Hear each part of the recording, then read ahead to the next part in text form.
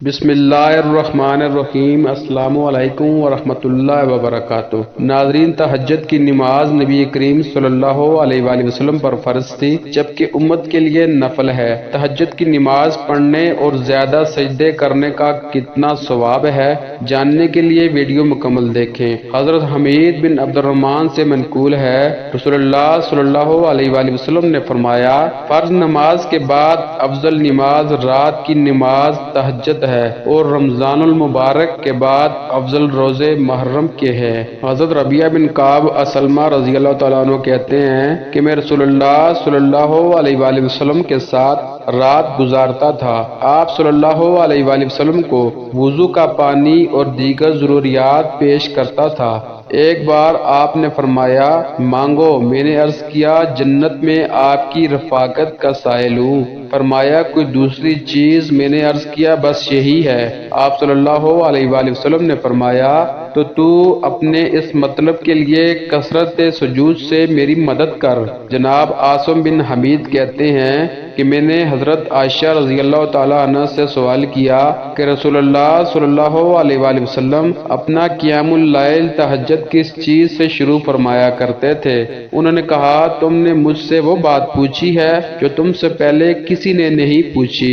آپ صلی اللہ علیہ وآلہ وسلم جب نماز کے لیے کھڑے ہوتے تو کہتے، اللہ اکبر 10 بار، الحمدللہ 10 بار، پھر سبحان اللہ 10 بار، لا الہ الا اللہ 10 بار، استغفر اللہ 10 بار، اور یہ دعا پڑھتے، اللہم اغفر لی وہدنی وارزقنی وعافنی، اے اللہ مجھے بخش دے، مجھے ہدایت دے، مجھے رزق عنایت فرما، اور مجھے آرام اور راحت سے بیرابر فرما۔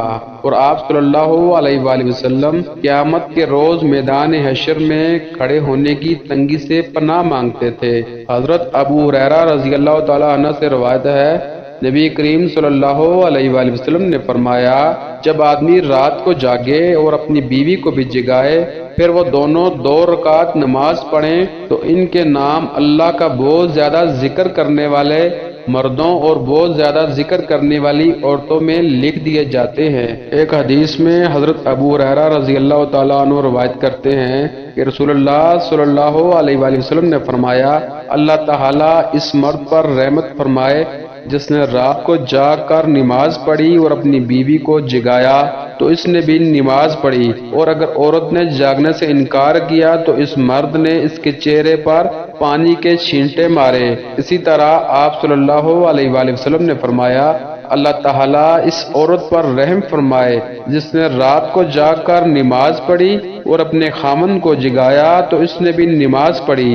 اگر مرد نے جاگنے سے انکار کیا تو اس عورت نے مرد کے چہرے پر پانی کے چھینٹے مارے۔ ترمذی کے حدیث میں ہے، نبی اکرم صلی اللہ علیہ وآلہ وسلم کے آزاد کردہ غلام سبحان رضی اللہ تعالیٰ عنہ روایت کرتے ہیں کہ رسول اللہ صلی اللہ علیہ وآلہ وسلم نے فرمایا کہ تم کثرت سے سجدے کیا کرو، کیونکہ جو بھی بندہ اللہ کے واسطے کوئی سجدہ کرے گا، اللہ اس کی وجہ سے اس کے ایک درجہ بلند کر دے گا اور اس کا ایک گناہ مٹا دے گا۔ ناظرین، سجدے کی کثرت نفل نماز سے ہی ممکن ہے۔ نبی اکرم صلی اللہ علیہ وآلہ وسلم نے فرمایا، قیامت کے دن میری امت کی پیشانی سجدے سے اور ہاتھ پاؤں وضو سے چمک رہے ہوں گے۔ اسحاق بن راہویہ کہتے ہیں کہ دن میں کثرت سے رکوع اور سجدے کرنا افضل ہے اور رات میں دیر تک قیام کرنا۔ الائیے کہ کوئی شخص ایسا ہو جس کا رات کے حصے میں قرآن پڑھنے کا کوئی حصہ متعین ہو تو اس کے حق میں رات میں بھی رکوع اور سجدے کثرت سے کرنا بہتر ہے، کیونکہ وہ قرآن کا اتنا حصہ تو پڑھے گا ہی جسے اس نے خاص کر رکھا ہے، اور کثرت سے رکوع اور سجدے کا نفع اسے الگ سے حاصل ہوگا۔